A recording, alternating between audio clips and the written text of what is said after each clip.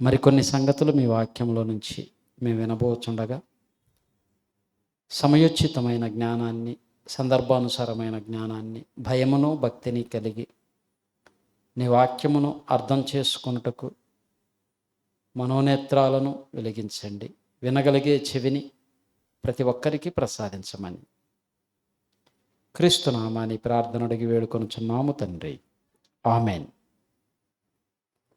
చేరి వచ్చినటువంటి దేవుని ప్రజలైన మీ అందరికీ మన ప్రభువును రక్షకుడైనటువంటి యేసుక్రీస్తు వారి ఉన్నతమైన శ్రేష్టమైన నామములో శుభములు, వందనాలు. ప్రేమణ దేవుని వర్లరా, ఈ ప్రపంచంలో ఏదైనా సాధించాలి అంటే ఈ ప్రపంచంలో ప్రతి మనిషి కోరుకునేది, ఇష్టపడేది ఒకటి ఉంది. అదంటే నాకు ఇష్టం లేదండి అన్నవాళ్ళు ఉండరు. అదంటే నాకు ఇష్టం లేదండి అని చెప్పేవారు ఉండరు. ఏంటిది అది?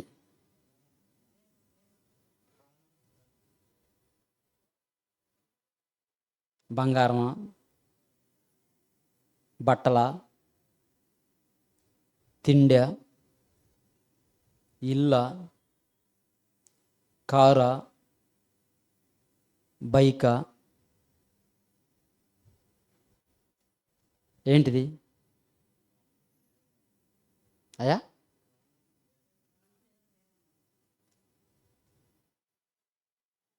నాకనుకోండి, నాకు ఆరోగ్యంగా ఉండటం ఇష్టం.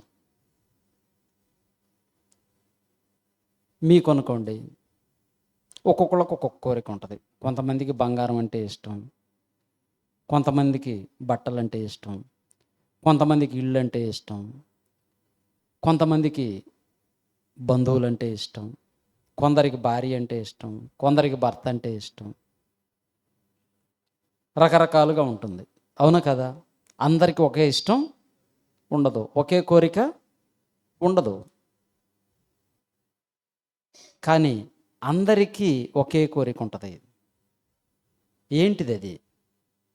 అది నాకు వద్దండి అనేవాళ్ళు లేరు. ఒకళ్ళేమో డబ్బు అంటున్నారు, ఒకళ్ళేమో ప్రేమ అంటున్నారు, ఇంకా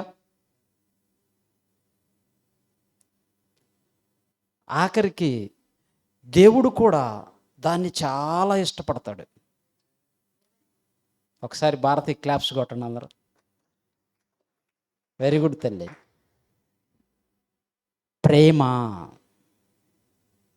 దేనినైనా సాధిస్తుంది. Yes or no? దేన్నైనా సాధించవచ్చు ప్రేమతో. పగతో సాధించలేవు.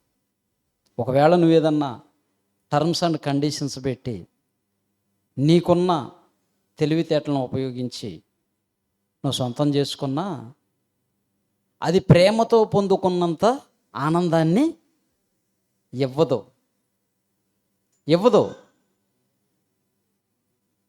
ప్రేమ అనేది చాలా ప్రాముఖ్యమైనది, చాలా విలువైనది. ఈ ప్రపంచంలో అన్నిటికంటే విలువైనది ప్రేమ.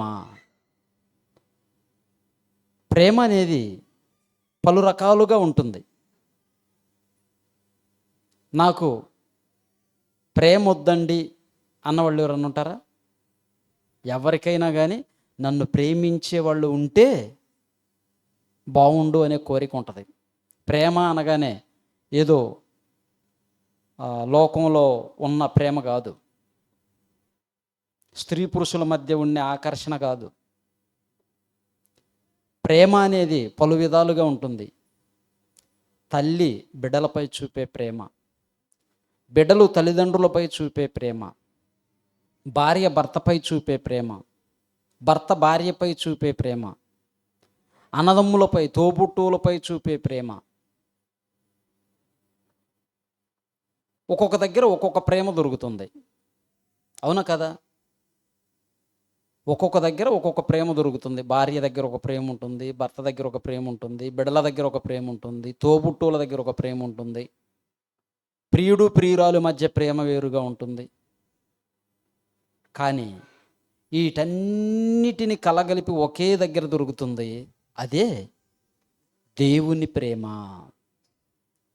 ఇవన్నీ కలగలిపి ఒకే దగ్గర దొరుకుతుంది, అదే దేవుని ప్రేమ. ఏ మనిషిలోనే దొరుకుతాయి? ఎక్కడ దొరకవు. ఒక్క గాడ్ లవ్, దేవుని ప్రేమ చాలా విలువైనది, చాలా శ్రేష్టమైనది. అందుకే ఆయన ప్రేమ గురించి చెప్తూ యోహాను సువార్త 3:16 మనం ఎప్పుడు చదువుకునే మాట. యోహాను సువార్త 3:16 దేవుడు లోకమును ఎంతో ప్రేమించెను. ఎంత ప్రేమించాడంట? ఎంతో అంటే కొలవలేనంత, చూపించలేనంత, చెప్పలేనంత. అది బరువు కొలవలేవు, పొడవు కొలవలేవు, వెడల్పు కొలవలేవు, లోతు కొలవలేవు, ఎత్తు కొలవలేవు. దేవుడు లోకమును ఎంతో ప్రేమించెను, కాగా తన అద్వితీయ కుమారుని అందు విశ్వాసముంచు ప్రతివాడు నిత్యజీవము నశింపక నిత్యజీవము పొందునట్లు ఆయనను అనుగ్రహించెను. అంటే దేవుడు లోకమును ప్రేమిస్తున్నాడన్న దాని గుర్తు కొరకై ఆయన ఏం చేశాడంట? ఈ లోకం నశించిపోకూడదు. లోకం అనగానే ఏంటి? ప్రకృతిలో ఉన్న జంతువులు, పక్షులు, పురుగులు, చెట్లు, చేమలు, కొండలు, సరస్సులు, లోయలు, ఇవి కాదు. దేశం అంటే మట్టి కాదోయ్ మనుషులు అన్నాడు. ఇప్పుడు దేశాన్ని ప్రేమిస్తున్నారా?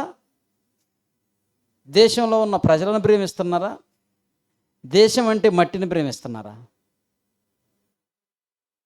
దేశం అంటే మట్టిని ప్రేమిస్తున్నారు. సరిహద్దులు గీసుకొని హద్దులు, ఇంతవరకు నా దేశం అని చెప్పి హద్దులను ప్రేమిస్తున్నారు, మట్టిని ప్రేమిస్తున్నారు. దేశాన్ని ప్రేమించటం అంటే దేశంలో ఉన్న మనుషులను ప్రేమించటం, దేశంలో ఉన్న మనుషులను ప్రేమించటం. దేవుడు లోకమును ఎంతో ప్రేమించెను అంటే ఆయన ఈ లోకములో ఉన్న మనుషులైన వారిని ఎంతో ప్రేమించాడు. ప్రేమ నాకు వద్దు అనేవాళ్ళు ఎవరన్నా ఉన్నారా? ఎవ్వరూ ఉండరు. ప్రేమే లేకపోతే యేసుక్రీస్తు ఈ లోకానికి రాడు. యేసుక్రీస్తు ఈ లోకానికి రాడు. ఇప్పుడు ఇక్కడ కూర్చొని ఒక పాట రాస్తూ దానిలో కొన్ని లైన్స్ రాసుకున్నాను. ప్రేమణ దేవుని వల్లరా, దేవుని వాక్యం మనలను ప్రేమించాడు కనుకనే మన కొరకిచ్చాడు. దేవుని వాక్యములో ఉన్న వాస్తవాలను ఈరోజు మనిషి తెలుసుకోలేకుండా ఉన్నాడు, పసిగట్టలేక ఉన్నాడు. ఒక జంతువుకు పుట్టిన మరొక జంతువు దాని లక్షణాలే కలిగి జీవిస్తుంది. ఒక పక్షికి పుట్టిన పక్షి దాని లక్షణాలే కలిగి జీవిస్తుంది. మరి దేవునికి పుట్టిన మనం దైవ లక్షణాలు కలిగి ఉన్నామా? దేవుని లక్షణం ఏంటి? ప్రేమించటం. ప్రేమ అనే లక్షణాన్ని కలిగి జీవిస్తున్నామా? ద్వేషాన్ని నింపుకుంటున్నామా? ప్రేమణ దేవుని వల్లరా, ప్రేమ అనేది మాటల్లో చెబితే వచ్చేది కాదు, చూపుల్లో చూస్తే కలిగేది కాదు. ప్రేమ అనేది గుండె లోతుల్లో నుంచి కలగాలి, క్రియల్లో చూపించాలి. క్రియలు లేనిది మృతమైనది అని వాక్యం సెలవిస్తూ ఉంది. ఈరోజు దేవునికి మాటలు చెప్పి వెళ్ళేవారే కనబడుతున్నారు, కానీ దేవుణ్ణి ప్రేమించేవారు కనబడటం లేదు. నువ్వు అంతవాడివి ప్రభువా, నువ్వు ఇంతవాడివి ప్రభువా, నువ్వు గొప్పవాడి ప్రభువా, నువ్వు మహాపరాక్రమవంతుడివి ప్రభువా, నువ్వు అది చేసేవు ప్రభువా, ఇది చేసేవు ప్రభువా, నిన్ను పోలిన వాడు లేడు ప్రభువా, నీలాంటి గొప్ప దేవుడు ఈ లోకమందు లేడు ప్రభువా, నేను వెళ్ళొస్తాను ప్రభువా. ఏంటి ఆయనకు ప్రయోజనం? ఆయన కూర్చోబెట్టి ఆయన ముందు కొద్దిసేపు నువ్వు పొగిడి ఆయన్ని మెప్పించి గొప్ప చేసి వెళ్ళిపోతే ఆయన అంటున్నాడు, ముఖస్తుతి నాకు వద్దు, నాకు ముఖస్తుతి వద్దు, ప్రేమించే తత్వం కావాలి. నీ సహోదరుణ్ణి ప్రేమించాలి, నీ సహోదరిని ప్రేమించాలి, ప్రేమ కలిగి జీవించండి. ఇర్మియా గ్రంథం చూడండి ఒక మాట. ఇర్మియా గ్రంథం 3వ అధ్యాయం 31వ అధ్యాయం 3వ వచనం. ఇర్మియా గ్రంథం 31వ అధ్యాయం 3వ వచనం. చాలా కాలము కిందట యెహోవా నాకు ప్రత్యక్షమై ఇట్లా, నేను శాశ్వతమైన ప్రేమతో నేను నిన్ను ప్రేమించుచున్నాను గనుక. ఏ ప్రేమ అంట? శాశ్వతమైన ప్రేమ. శాశ్వతమైన ప్రేమ. శాశ్వతమైన ప్రేమతో నేను నిన్ను ప్రేమించుచున్నాను గనుక నిన్ను విడువక నీ ఎడల కృప చూపించున్నాను. ఎవరండి శాశ్వతమైన ప్రేమ చూపించేది? ఏది మీ వ్యవహారం? మాట్లాడకూడదు. మీ ఇద్దరు చీలిపండి, ఒకటి ఇటు జరగండి. ఏం బిజినెస్సా? ఏం బిజినెస్ చేస్తున్నారు మీ ఇద్దరు? లాసా లాభమా? ప్రేమణ దేవుని వల్ల. చిన్నపిల్లలు కదా, తెలియదు వాక్యం విలువ. ప్రేమణ దేవుని వల్లరా, శాశ్వతమైన ప్రేమతో ప్రేమించే వారిని మీరు ఈ లోకంలో ఒక్కరిని చూపించండి, ఒక్కరిని చూపించండి. ఉండరు, ఎవ్వరూ ఉండరు. ప్రేమణ దేవుని వల్లరా. భార్య ప్రేమ కొంతవరకే, భర్త ప్రేమ ఇంకా తక్కువ. భార్య ప్రేమ కంటే భర్త ప్రేమ ఎక్కువైంది కాదు, భార్య ఎక్కువ ప్రేమిస్తుంది. సర్వస్వం నువ్వని, నీకు లోబడి ఉండాలని. మంచి లక్షణం కలిగిన స్త్రీ, దైవ లక్షణం కలిగిన స్త్రీ, కుటుంబాన్ని కట్టుకునే స్త్రీ అలా ఆలోచిస్తుంది. ఇంకెవరో లోకంలో చాలామంది ఉంటారులేండి, ఈ మాటలు తెలియవు, విలువ తెలియదు. భర్త అంటే గౌరవం, మర్యాద, ప్రేమ, అనురాగం, ఆప్యాయత ఇవేవి ఉండవు. ఇక్కడ చెప్తున్నాడు, శాశ్వతమైన ప్రేమతో నేను నిన్ను ప్రేమించుచున్నాను కనుక నిన్ను విడువను, ఎడబాయను. నువ్వు దేవుణ్ణి కూడా అలానే ప్రేమించాలి. ఇప్పుడు ఒక వ్యక్తి, నువ్వు ప్రేమిస్తున్నప్పుడు, ఒక వ్యక్తిని ఎవరినైనా నువ్వు ప్రేమిస్తున్నప్పుడు తిరిగి వారి నుంచి మరలా నువ్వు ప్రేమను కోరుకుంటావా లేదా? ఖచ్చితంగా కోరుకుంటాం. నేను ఇంతగా నిన్ను ప్రేమిస్తున్నాను, గౌరవిస్తున్నాను, నువ్వు తిరిగి నాకు గౌరవించాలి, నన్ను గౌరవించాలి, నన్ను ప్రేమించాలి అని చెప్పి కోరుకుంటాం. ఇక్కడ దేవుడు కూడా లోకమును ఎంతో ప్రేమించను అంటే ఎవరిని ప్రేమిస్తున్నాడు అంటే మనలను ప్రేమిస్తున్నాడు. ఎలాంటి ప్రేమతో ప్రేమిస్తున్నాడు అంటే శాశ్వతమైన ప్రేమతో ప్రేమించుచున్నాను. మన ఇంటికి ఆకలమ్మా అని కడుపొట్టుకొని చేయి జాపి ఒక ముద్ద అన్నం పెట్టు తల్లి, ఆకలి అందనుకోండి, ఎవరన్నా వచ్చి పెడతామా లేదా? పెడతాం.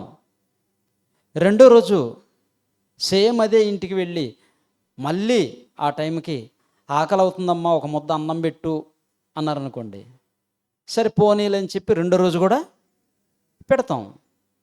రోజు వస్తున్నారనుకోండి, ఎలా ఉంటుంది? మొదట చూపించిన ప్రేమను మరలా చూపించలేం. ఇంకా రెడీ కాలేదు, టైం అవ్వలేదు, అటు వెళ్ళిరా అంటారు, అటు వెళ్ళిరా అంటారు. కానీ ఇక్కడ దేవుడు చూపుతున్న ప్రేమ, మనం ఎంత దుర్మార్గంగా బ్రతికినా, ఎంత అన్యాయంగా బ్రతికినా, ఎన్ని అబద్ధాలు ఆడినా, దేవుణ్ణి బాధ పెట్టే పనులు చేసినా, కానీ ఆయన మనలను ప్రేమిస్తూనే ఉన్నాడు, క్షమిస్తూనే ఉన్నాడు, దయ చూపుతూనే ఉన్నాడు. కృప చూపుతున్నాడు, కనికరిస్తున్నాడు. కనికరము చొప్పునే మనం బ్రతుకుచున్నాం. నిజంగా చెప్పాలంటే మనలో నీతి నిజాయితీ లేదు. అయినా ప్రేమిస్తున్నాడు అంటే ఎంతవరకంటే నువ్వు ఈ భూమి మీద ఉన్నంత వరకు దీర్ఘశాంతముతో ఎదురు చూస్తూ ఉన్నాడు, ఎదురు చూస్తూ ఉన్నాడు, ఎదురు చూస్తూ ఉన్నాడు. మారాలి, మారాలి, మారాలి, మారతాడు, మారతాడు, మారుతుంది, మారుతుందని ఎదురు చూస్తూ ఉన్నాడు. ఆఖరికి మరణం దగ్గరికి వెళితే అక్కడి నుంచి మరలా క్షమాపణ ఉండదు. మరణించక ముందే మనలో మార్పు రావాలి. మార్పు అనేది చాలా ముఖ్యం ప్రేమన దేవుని వల్ల. మనసు మారకుండా ఎన్ని ప్రార్థనలు చేసినా, ఎంత వాక్యం విన్నా, ఎంత కానుకలు ఇచ్చినా నిష్ప్రయోజనం, ఏమీ ఉపయోగం లేనిది ప్రేమన దేవుని వల్ల. మరొక మాటను చూద్దాం. చూడండి, రోమాపత్రిక 8వ అధ్యాయం, రోమాపత్రిక 8వ అధ్యాయం 37వ వచనం. అయినను మనలను ప్రేమించిన వాని ద్వారా మనము వీటన్నిటిలో అత్యధిక విజయమును పొందుచున్నాము. మనల్ని ప్రేమించింది ఎవరు? దేవుడు. ప్రేమించిన ఆయన ఏం చేస్తున్నాడు? మనల్ని పోషిస్తున్నాడు, సంరక్షిస్తున్నాడు, కాపాడుతున్నాడు, భద్రపరుస్తున్నాడు. ఎందుకు? నువ్వు ప్రేమించాలని. మనము ఆయనను ప్రేమించాలి అని మన ప్రేమ కోసం పరితపించిపోతున్నాడు. మన ప్రేమ కోసం ఎదురు చూస్తూ ఉన్నాడు పిచ్చి ప్రేమతో. ఈ లోకంలో ఎవరినన్నా ప్రేమిస్తే వారి ప్రేమ కోసం ఎంత దూరమైనా వెళుతున్నారే, ఎన్నిటినైనా వదులుకుంటున్నారే. ఆ ప్రేమ పేరుతో ఎంతోమందిని చంపటం లేదా? ఎన్నో మర్డర్లు జరుగుతున్నాయి, ఎన్నో మానభంగాలు జరుగుతున్నాయి, ఎన్నో ఘోరాలు నేరాలు జరుగుతూ ఉన్నాయి. అది ప్రేమ కాదు. ప్రేమ అనేది ఎక్కడ ఉండాలంట? చేతల్లో ఉండాలన్నారు. చేతల్లో ఉండాలనగానే చెయ్యి మీద పచ్చబొట్టు పొడిపించుకొని ఇది ప్రేమని చూపించటం కాదు. అది కాదు ప్రేమ. చాలామంది అమ్మ అని చెప్పి ఈడ పేరు పొడిపించుకుంటారు. పచ్చబొట్లు పొడిపించుకున్నారా? పొడిపించుకుంటారు. కొంతమంది భర్త పేరు, కొంతమంది తల్లి పేరు, తండ్రి పేరు, ఫ్రెండ్ పేరు, ప్రేమికురాలి పేరు, ప్రేయసి పేరు రాయించుకుంటారు. ప్రేమ అనేది పచ్చబొట్లలో కంటికి కనిపించేదిగా కాదు, హృదయములో ఉండాలి. అంటే ఇప్పుడు తల్లి బిడ్డ పేరు ఇక్కడ పొడిపించుకోలేదు, అంత మాత్రాన తల్లికి బిడ్డ మీద ప్రేమ లేదా? దాన్ని ప్రత్యేకంగా చూపియాలనా? ఏదో పచ్చబొట్లు పొడిపించుకొని చూపిస్తే అవి వచ్చేది కాదు. తండ్రికి బిడ్డల మీద ప్రేమ ఉంటుంది, వాళ్ళ కొరకు అన్నీ సమకూర్చాలని ఉంటుంది. అలా అని నొసటి మీద ఒంటి నిండా పచ్చబొట్లు పొడిపించుకుంటాడా? అలా పొడిపించుకునేది కాదు, చూపించేది, చేసే క్రియల్లో చూపించాలి, దేహం మీద మచ్చలతో కాదు. దేవుడు మనలను ప్రేమిస్తున్నాడు అనటానికి గుర్తుగా మన కోసం ఎన్నిటినో ఈ ప్రకృతిలో చేశాడు, దారపోశాడు. కటిక బీదవాడి కాడి నుంచి కడు వృద్ధుడి వరకు, పసిపిల్లవాడి వరకు, ఐశ్వర్యవంతుడి వరకు అందరికీ సమానమేనని దేవుడు ఈ ప్రకృతిని మనకిచ్చాడు. నాకు రోజుకి 24 గంటలు, నీకు ఎన్ని గంటలు? 24. అనిల్ అంబానీకి 24. ఎవరైనా సరే నేను బిజీగా ఉంటాను, నాకు ఎక్కువ గంటలు కావాలంటే రాదు. ఉన్న కాలాన్ని బట్టే నువ్వు నీ బ్రతుకును డిజైన్ చేసుకోవాలి, నీ సమయాన్ని మెయింటైన్ చేసుకోవాలి. సమయం వెళ్ళిపోయిందనుకోండి మరలా వెనక్కి రాదు. నీ దగ్గర డబ్బు పోయిందనుకోండి వ్యాపారంలో, మరలా కష్టపడి సంపాదించుకోవచ్చు. నీ దగ్గర బంగారు పోయిందనుకోండి మళ్ళా కష్టపడి సంపాదించుకోవచ్చు. ఉన్న ఇల్లు కూలిపోయిందనుకోండి మళ్ళా కష్టపడి కట్టుకోవచ్చు. కానీ వెళ్ళిన దినాన్ని తిరిగి తీసుకొని రాలేము. డబ్బు కన్నా, బంగారు కన్నా, అన్నిటికన్నా విలువైనది కాలం. ఆ విలువైన కాలాన్ని దేవుడు నీ చేతిలో పెట్టాడు. నువ్వు ఎలా దీన్ని వాడుకుంటున్నావు? చాలామంది అంటారు టైం పాస్ కావట్లేదండి. టైం దొరకట్లేదండి అనాల్సిన మనిషి టైం పాస్ కావట్లేదంట. టైం పాస్ కావట్లేదని కొన్ని విత్తనాలు చేతులు వేసుకొని వాటికి పెట్టిన పేరేంటి? టైం పాస్ చేస్తావా? టయాన్ని నువ్వు పాస్ చేయలేవు. దేవుడు నడిపిస్తుంది. దేవుడు నడిపిస్తుంది. నువ్వు వ్యర్థం చేస్తున్నావు. సమయాన్ని వ్యర్థం చేసుకోకూడదు. ఒక మాటను మనం బైబిల్లో చూస్తే చూడండి, ఎఫెసీయులకు రాసిన పత్రిక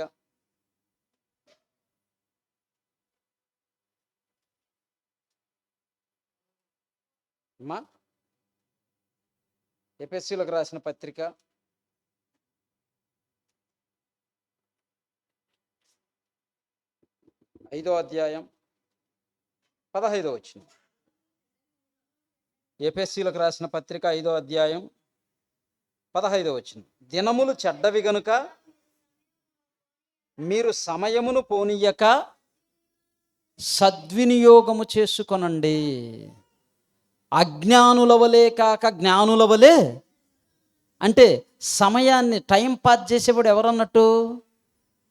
వాక్యం చెప్తుంది, నేనుగా చెప్తుంది. అజ్ఞాని. నువ్వు టైంని వేస్ట్ చేస్తున్నావు, పాస్ చేస్తున్నావు, టైంని వ్యర్థం చేసుకుంటున్నావు అంటే అజ్ఞానివి అంటున్నాడు పౌలు గారు. సమయమనక అసమయమనక ప్రతిదినము మనం ఏం చేయాలంట? సువార్తను ప్రకటించాలి అని చెప్తున్నాడు. ఈరోజు నువ్వు టైంను వేస్ట్ చేసుకుంటున్నావంటే ఏం? వాక్యం విను, పాటలు విను, మంచిగా ఒక మెసేజ్ రెడీ చేసుకో, లేదా ఒక పాట మంచిగా విని ప్రాక్టీస్ చేసి ఆ పాటని పాడి 10 మందిని దేవునిలోనికి నడిపించు, 10 మందిని ఆనందింపజేయి దేవునిలో. కానీ సమయం ఈరోజు ఎంతోమంది సెల్లులో వేస్ట్ చేస్తున్నారు. మెయిన్ సమయం అంతా ఏది తినేస్తుంది అంటే నీ దగ్గరున్న నీ మొబైలే నీ సమయాన్ని తినేస్తుంది. ఆ రీల్స్ చూసి, ఈ రీల్స్ చూసి, ఆ రాజకీయ నాయకుడు, ఈ రాజకీయ నాయకుడు, ఆ సినిమా యాక్టరు, ఈ సినిమా యాక్టరు, జోకులు, వంటలు. ఎక్కడున్నావు? సమయం చాలా విలువైంది మిత్రమా. దేవుడిచ్చిన సమయాన్ని వ్యర్థం చేసుకోకూడదు. సమయాన్ని వ్యర్థం చేసుకున్నావు అనుకో, ఒకరోజు నువ్వే వ్యర్థమైపోవలసిన పరిస్థితి వస్తుంది. ఆ రోజు చాలా సమస్యలకు, ఇబ్బందులకు గురైపోవలసిన పరిస్థితి ఏర్పడుతుంది. అందుకే అంటున్నాడు, మీరు దినములు చెడ్డవి గనుక సమయమును పోనీయక సద్వినియోగం చేసుకోనండి. దుర్వినియోగం చేసుకోకండి, సద్వినియోగం చేసుకోండి. దేవుడు ప్రేమతో ఇచ్చిన ఈ యొక్క సమయాన్ని నువ్వు దేవుని కోసం ఉపయోగించు, నీ కుటుంబం కోసం ఉపయోగించు, దేవుని పని కోసం ఉపయోగించు, దేవుని పని గురించి ఆలోచించు, దేవుని వాక్యాన్ని చదువు. నీకు ఇచ్చిన కళ్ళు, నీకు ఇచ్చిన కాళ్ళు, నీకు ఇచ్చిన చేతులు దేవుని యొక్క ఇష్ట ప్రకారంగా ఇచ్చినవి, నీ ఇష్ట ప్రకారంగా, నా ఇష్ట ప్రకారంగా ఇచ్చినవి కావు. దేవుని ఇష్ట ప్రకారంగా చేసినవి. వీటిని దేవుని పని కోసం వాడాలి. ఎంతమంది నా కళ్ళు దేవుని పని కోసం ఉన్నాయి, నేను వాక్యం వింటున్నాను, వాక్యం చదువుకుంటున్నాను, వాక్యం రాసుకుంటున్నాను, వాక్యం నేర్చుకుంటున్నాను. ఆలోచించండి. ఈ మధ్య యూట్యూబుల్లో మరీ ఎక్కువగా ఆయనేం మాట్లాడాడు, ఈయనేం మాట్లాడాడు, ఆయనేం మాట్లాడాడు. నీకు వాక్యం తెలనంతవరకు ఎవరేది మాట్లాడినా ఏదింటే అదే రైట్ అనిపిస్తుంది. వాక్యం నీకు తెలిస్తే, నువ్వు తెలుసుకుంటే ఏది రైటో ఏది అబద్ధమో అర్థమైపోతుంది, నీకే అర్థమవుతుంది. అంత సమయం నాకు లేదంటే తెలుసుకోవాల్సిన బాధ్యత ఎవరిపైన వారికే ఉంది. అందుకే యేసుక్రీస్తు వారు మార్కు సువార్త 4:24 ఏమంటున్నాడో చూడండి. మార్కు సువార్త 4వ అధ్యాయం 24వ వచనం.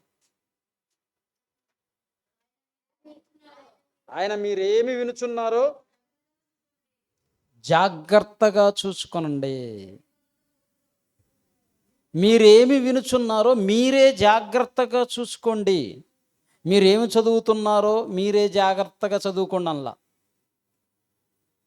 అలా అన్నాడు అనుకోండి, చదువుకున్న వాళ్ళందరూ ఏమంటారు? చదువు రాదు, మీరేం చదువుతున్నారో మీరే జాగ్రత్తగా చూసుకోండి అన్నాడు అనుకో ప్రభు. చదువు రాని వాళ్ళందరూ అమ్మయ్యా మాకు చదువు రాదు కనుక మేము తప్పించుకున్నాం, మాకు చదువు రాదు కనుక ఏం చదువుతున్నారో మీరే జాగ్రత్తగా చూసుకోండి అన్నాడు కదా, నాకు చదువు రాదు ఇంక నేనేం చదివేది, నా పని అయిపోయింది అనుకుంటారు, నాకు ఆ భారం లేదు అనుకుంటారు. కానీ ఆయన అక్కడ చదువుతున్నారనలా, మీరు ఏమి వింటున్నారో మీరే జాగ్రత్తగా చూసుకోండి.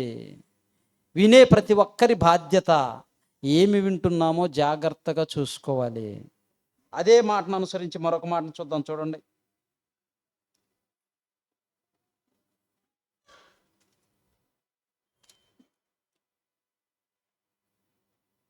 ఎఫెసీయులకు రాసిన పత్రిక,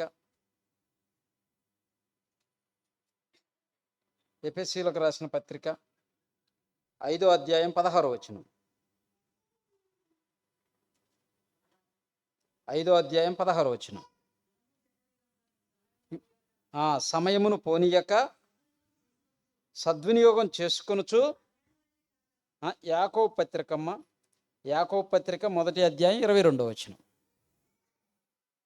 యాకోబు పత్రిక 1వ అధ్యాయం, మీరు వినువారు మాత్రమై ఉండి, అంటే ఇప్పుడు ఎవరో మోసం చేశారంటే అర్థం ఉంటుంది, కానీ ఇక్కడ ఏమంటున్నాడు? మీరు వినువారు మాత్రమై ఉండి మిమ్మును మీరు మోసపుచ్చుకొనక వాక్య ప్రకారం ప్రవర్తించువారై ఉండండి. అక్కడేమన్నాడంటే ఇదిగో మీరేం వినుచున్నారో మీరే జాగ్రత్తగా చూసుకోండి అన్నాడు. ఇక్కడ విన్నది పాటిస్తున్నారో లేదో మీరు చూసుకోవాలి.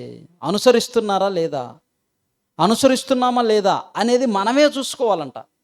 ఎవరికి వారిమే చూసుకొని వాక్య ప్రకారంగా అనుసరించాలి. ధర్మశాస్త్రము వినువాడు గొప్పవాడు కాదు, విని దాన్ని పాటించినవాడు నీతిమంతుడుగా తీర్పు తీర్చబడతాడు. వింటే మంచిదే, విన్నది పాటించకపోతే చాలా ప్రమాదం. బైబిల్లో ఎన్నో ఉంటాయండి, అవన్నీ మనం ఏడ పాటిస్తామండి ఆయన అంటే కుదరదు. ఎన్నో పెట్ల దేవుడు.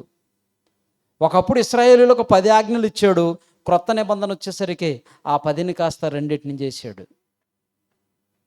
అదే పాత నిబంధనలు అయితే నువ్వు ఒక్క ఆజ్ఞ మీరినా అన్ని ఆజ్ఞలు మీరినట్టే. పూర్వం మేము చదువుకునేటప్పుడు 10th క్లాస్ కానివ్వండి, 7th క్లాస్ కానివ్వండి, ఎగ్జామ్స్ ఉండేవి ఫైనల్లో. ఆ 7th క్లాస్లో ఏ సబ్జెక్ట్ ఫెయిల్ అయినా నువ్వు ఆ క్లాస్ అంతా ఫెయిల్ అయినట్టే. తెలుగు కానీ, హిందీ కానీ, ఇంగ్లీష్ కానీ, సోషల్ కానీ, సైన్స్ కానీ, మ్యాథ్స్ కానీ, ఏదైనా ఒక్కటి ఫెయిల్ అయ్యావనుకో మరలా ఏం చేయాలా? మరలా ఎగ్జామ్ పెడతారు, మరలా ఎగ్జామ్ రాయాలి, అన్నీ రాయాలి. ఒకటి కాదు, ఏది ఫెయిల్ అయితే అది కాదు ఇప్పుడు మాదిరి. మళ్ళీ అన్నీ రాయాలి. ఫస్ట్ మ్యాథ్స్లో పోయాడు అనుకోండి, ఈసారి సైన్స్లో పోతాడు. సైన్స్లో పోయింది, మరలా మొత్తం రాయాలి, మరలా తెలుగులోనో హిందీలోనో ఇంగ్లీష్లోనో పోతుంది. ఎంత కష్టం. ఇప్పుడు అలా కాదు, నువ్వు ఎందులో ఫెయిల్ అయ్యావో అది ఒక్కటి మాత్రమే రాస్తే చాలు, పాస్ అవుతావు. ఏది ఈజీగా ఉంది? ఇదే ఈజీ.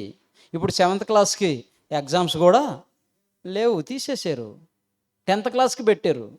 10th క్లాస్ ఎగ్జామ్స్ రాసిన వాళ్ళు ఉన్నారు, రేపు మార్చిలో రాస్తారు. రాసినప్పుడు ఏదన్నా ఒక సబ్జెక్ట్ పోయిందనుకోండి, మరలా 1 నెల 2 నెలలు టైం ఇస్తారు. ఆ టైంలో మరలా ఎగ్జామ్ రాసి పాస్ అవ్వచ్చు. ఎన్ని రాయాలి? ఏది ఫెయిల్ అయితే అది మాత్రమే రాయాలి. ఒకప్పుడు అలా ఉండేది కాదు, ఒక్కటి ఫెయిల్ అయినా మరలా అన్నీ రాయాలి. ఎంత కష్టమో చూడండి. ఈరోజు క్రొత్త నిబంధన బైబిల్ దేవుడు మనకిచ్చి ఈజీగా ఎక్కడున్నా నువ్వు దేవుని కోసం బ్రతికే చట్టాన్ని ఇచ్చాడు. అదే పాత నిబంధన చట్టమే మనకు ఉందనుకోండి, మనల్ని ప్రేమిస్తేనే కదా ఆయన ఆజ్ఞలు తగ్గించింది. పాత నిబంధన చట్టమే మనకు ఉందనుకోండి, ఇశ్రాయేలీయులకు ఉన్న చట్టమే. ఆ చట్టంలో మీ మధ్య ఎటువంటి విగ్రహ సంబంధమైన గుడులు ఉండకూడదు. ఇశ్రాయేలీయులకు ఇచ్చిన ఆజ్ఞ ఇప్పుడు మరి వీలవుతుందో మనం పాటించాలంటే? కుదరదు, కుదరదు. అందుకే మనం ఏ దేశంలో ఉండా దేవుని కోసం బ్రతికేటట్లుగా మంచి వెసులుబాటును మనకిచ్చాడు. దేవుడు ప్రేమతో మనల్ని ప్రేమించాడు, శాశ్వతమైన ప్రేమతో ప్రేమించి మనకు అన్నిటినీ ఇచ్చాడు. నీకు భార్యనిచ్చాడు, నీకు భర్తనిచ్చాడు, నీకు పిల్లల్నిచ్చాడు, తినటానికి తిండి ఇచ్చాడు, ఉండటానికి ఇల్లు ఇచ్చాడు, కట్టుకోవటానికి బట్టలు ఇచ్చాడు, సంపూర్ణ ఆరోగ్యాన్ని ఇచ్చాడు. ఎందుకు సమయాన్ని వ్యర్థం చేసుకుంటావు? దేవుడిచ్చిన సమయాన్ని వ్యర్థం చేసుకోకూడదు. ఆడు ధనవంతుడైనా 24 గంటలే, బీదవాడైనా 24 గంటలే, ఎవరికైనా 24 గంటలే. దాన్ని ఎలా వాడుకుంటావో, ఎలా డిజైన్ చేసుకుంటావో అది నీ చేతిలో ఉంది. అది మన చేతిలో ఉంది. ప్రేమ దేవుని వల్లరా, యోబు గారు ఉన్నాడు. యోబు గారి జీవితాన్ని మనం చూస్తే ఎంతో నీతిగా, న్యాయంగా బ్రతికిన వ్యక్తి, ఎంతో దేవుని కోసం భయభక్తులు కలిగి జీవించిన వ్యక్తిగా మనకు కనబడుతున్నాడు. మరి ఆయనకి సమస్యలు వచ్చినాయా లేదా? వచ్చాయి. ప్రతి ఒక్కరికి కోరిక ఉంటుంది. దేవునికి కోరిక ఉంది. దేవునికి కోరిక ఉందా లేదా? ఉంది. నీకుందా లేదా? ఉంది. నాకుందా లేదా? ఉంది. మనందరికీ ఉంది. సాతానుకు కూడా కోరిక ఉంది. వాడి కోరిక ఏంటి?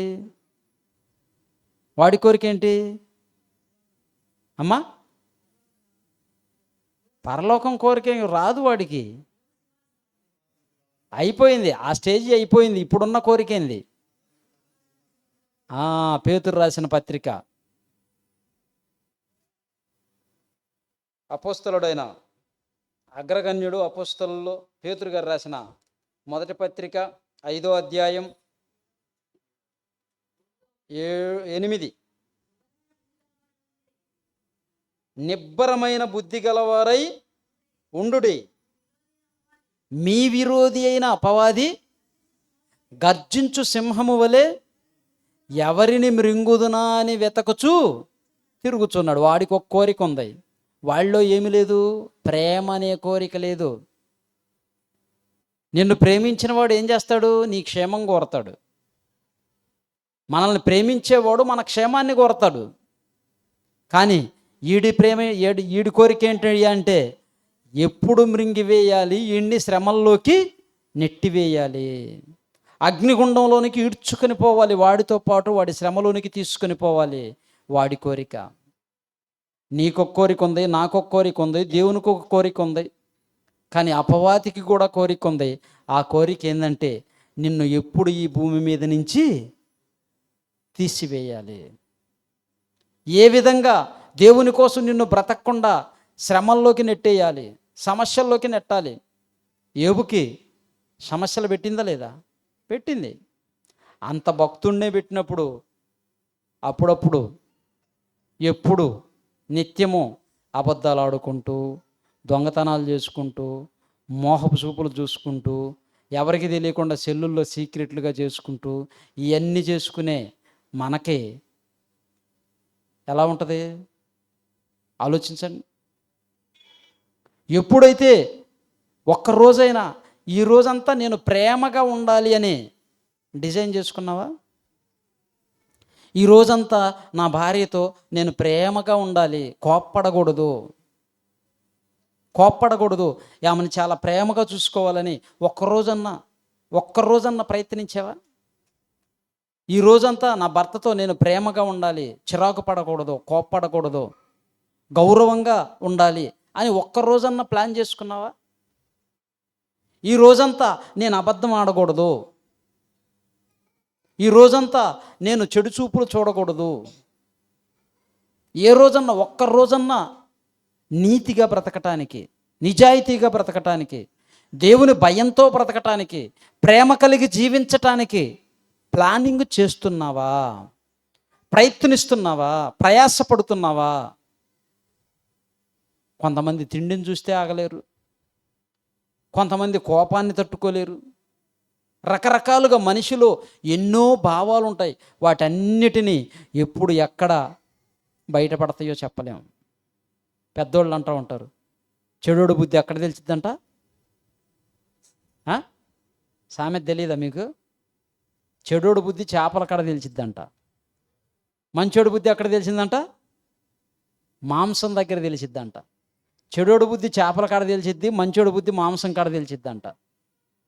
ప్రేమణ దేవుని వర్లారా, మన బుద్ధి కూడా ఎక్కడో ఒక దగ్గర వంకర బుద్ధి కలిగి ఉన్నాం అనుకోండి, ఏదో ఒక టైంలో ఎక్కడో ఒక దగ్గర ఖచ్చితంగా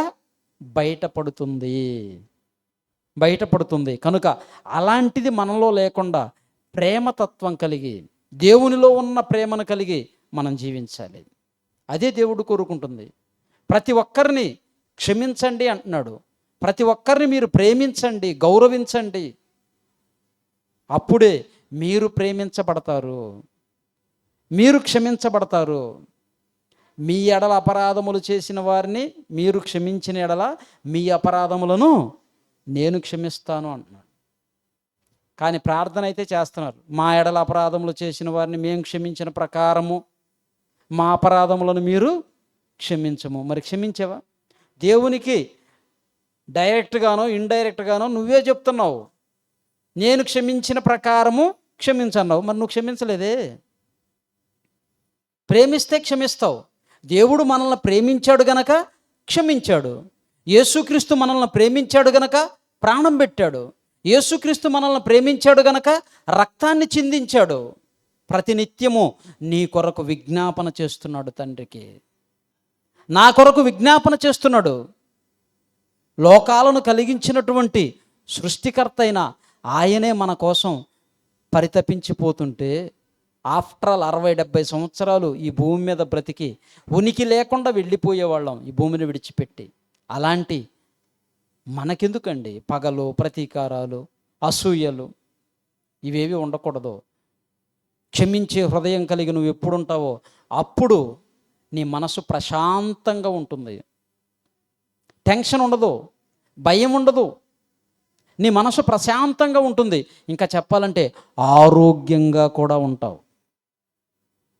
నువ్వు ఆరోగ్యంగా ఉండాలి అన్నా కానీ క్షమించే తత్వం, ప్రేమించే లక్షణం చాలా గొప్ప టూల్, గొప్ప పనిముట్టు అన్నట్టు. అది ఆయుధం.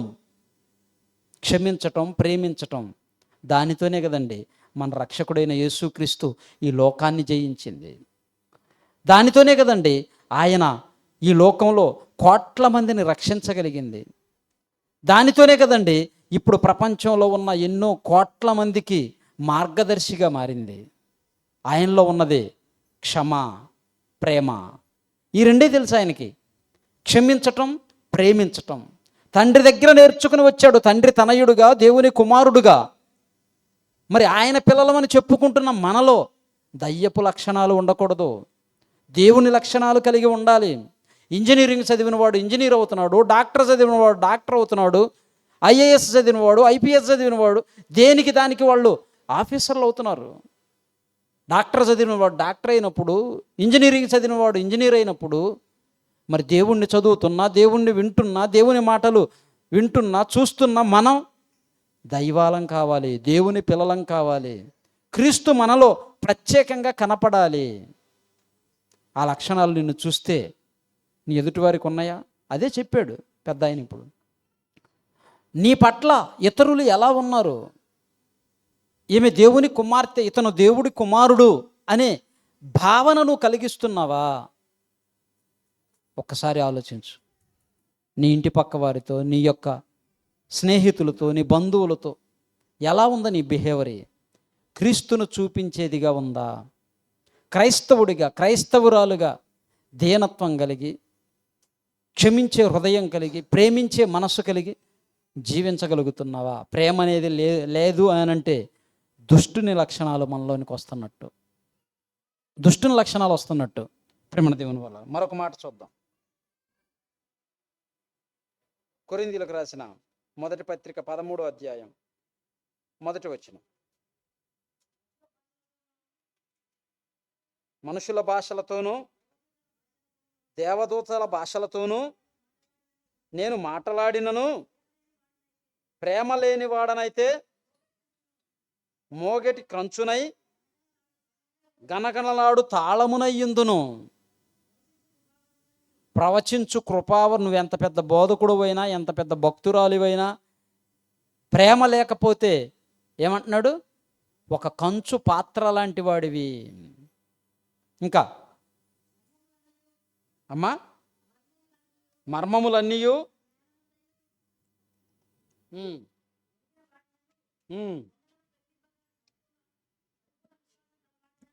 ఎంత గొప్ప విశ్వాసివైనా, నీకెంత గొప్ప వాక్యం తెలిసినా, ప్రేమ లేనివాడనైతే వ్యర్థుడను. వ్యర్థమైపోవద్దు. అసలు ఈ లోకం కలగటానికే ప్రేమే కదండి కారణం. యేసుక్రీస్తు లోకానికి రావటానికి ప్రేమే కదండి కారణం. ఆ ప్రేమ ఎలా ఉండాలంటే మరణమంత బలమైనదిగా ఉండాలి అన్నాడు. ప్రేమ ఎలా ఉండాలంట? మరణమంత బలమైనదిగా ఉండాలి. మరణం బలమైందా? బలహీనమైందా? ఎందుకు బలమైంది? ఎలా బలమైంది చెప్పలేరా? మరణం ఎందుకు బలమైంది, ఎలా బలమైంది? అమ్మా, భయం వస్తుంది. ఓకే, భయం వస్తుంది అంటే కొంతమంది మరి నన్ను కాల్చానని ముందుకు వచ్చారు. వాళ్ళకి లేదా భయం? లేదు. మరణం ఎలా బలమైంది, ఎందుకు బలమైంది అంటే, ఎవరిని చూసి మరణం భయపడదో. అమ్మో, వీడు పెద్ద కోటీశ్వరుడు, వీడి దగ్గరికి పోకూడదు అనుకుంటుందా? లేదు, డోంట్ కేర్.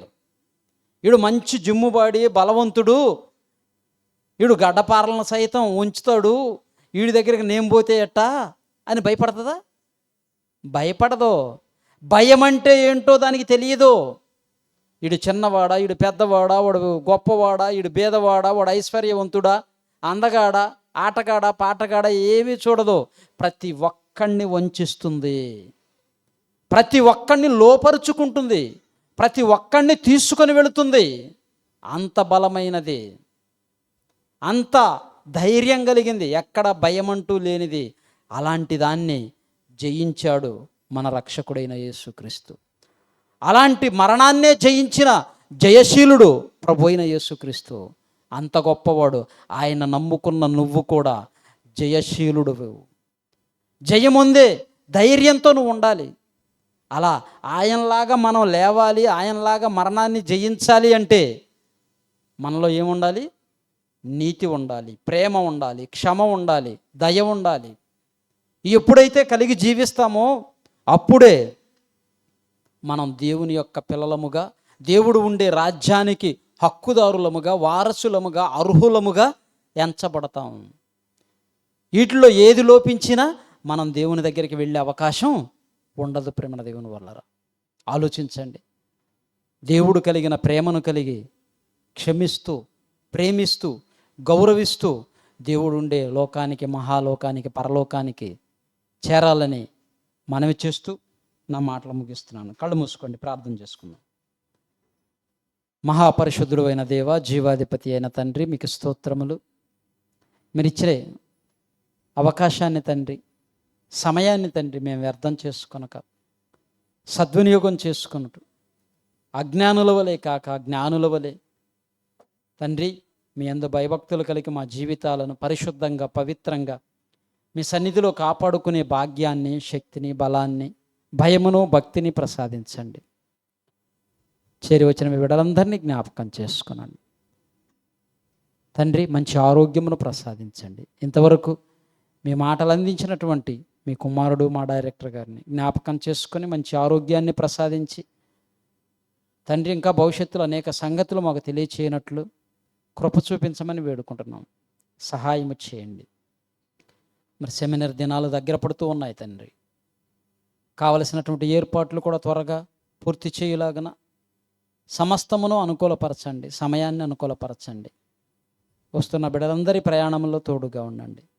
మీ కృపలో భద్రపరచమని క్రీస్తు నామాని ప్రార్థన అడుగుచున్నాము తండ్రి. ఆమెన్. ప్రేమ దేవుని వల్లరా, మరి డాడీ గారి జన్మదినం దగ్గరకు పడుతూ ఉంది. ఈ నెల 20వ తేదీ. వాగ్దానం చేసిన వాళ్ళు ఇంకా ఎవరైతే ఉన్నారో మీరు చేసిన వాగ్దానాలు నెరవేర్చాలి. 2026లో జరిగే సెమినార్ నిమిత్తమై భోజనాల కార్యక్రమం కోసం చాలామంది చేశారు. ఇంకా కొందరు ఇవ్వాల్సింది ఉంది. అవి కూడా, ఆ బ్యాలెన్స్ కూడా ఇస్తే మరి యూనివర్సిటీకి పంపించాం. కొంత మరలా ఇచ్చేవి కూడా పంపించాల్సి ఉంది. మిగతా వాళ్ళు కూడా ఇచ్చినట్లయితే వాటిని పంపించడం జరుగుతుంది. కనుక ప్రతి ఒక్కరూ జ్ఞాపకం చేసుకోనండి. ఇంకా 10 రోజులు మాత్రమే టైం ఉంది. ఈలోపే పంపించాలని చెప్పి లోకన్నయ్య గారు ఫోన్ చేసి ఉన్నారు, వాయిస్ మెసేజ్ కూడా పెట్టారు. ఈరోజు మరలా ఒకసారి గుర్తు చేయమని కూడా పెద్దలు చెప్పారు. కనుక మరలా ఒకసారి గుర్తు చేస్తున్నాను. మీరందరూ కూడా చేసిన వాగ్దానాన్ని కట్టుబడి దేవుని యొక్క పనిలో పాలిభాగస్తులు కావాలని కోరుకుంటున్నాను. మరి ఈ సమయంలో